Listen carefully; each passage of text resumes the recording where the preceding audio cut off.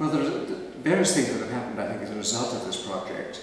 In the first instance, there was a coming together of the congregation and sweating through the different issues and the problems of spending a large amount of money on the church. And that, in fact, brought the congregation together rather than dividing it. Secondly, I think that it was a challenge to expect a large sum of money and not know whether it would come in, not know how it was going to come in. It was apparently well beyond the resources that we had within the congregation.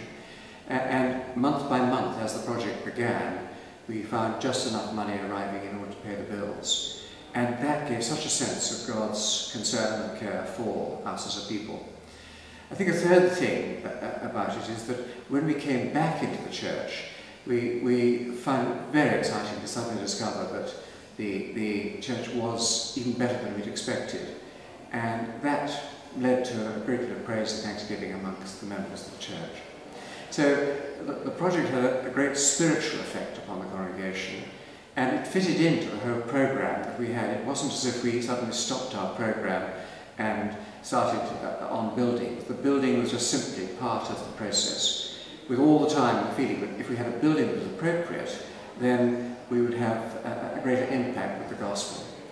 I think the main thing we've noticed since the changeover has been that we're a family, and because we're in the round rather than in the sort of lecture hall style, there's that sense of belonging to one another, worshipping together, and of fulfilling the sort of fellowship dream of the New Testament.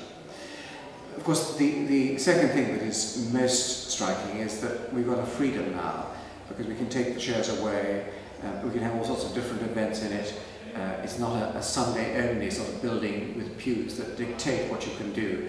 And we're able to have a Kalia dance with non-Christians being brought in, and evidence that we are a Christian church there. We've been able to have lectures in it. The technology means that everything is seen and heard by everybody who's there. No pillar hides anybody, or at least it doesn't hide the people who are leading or speaking from those who are sitting there. So both in the spiritual impact on the congregation, and also the effect on our ministry, I think it's been something that we regard as being absolutely remarkable.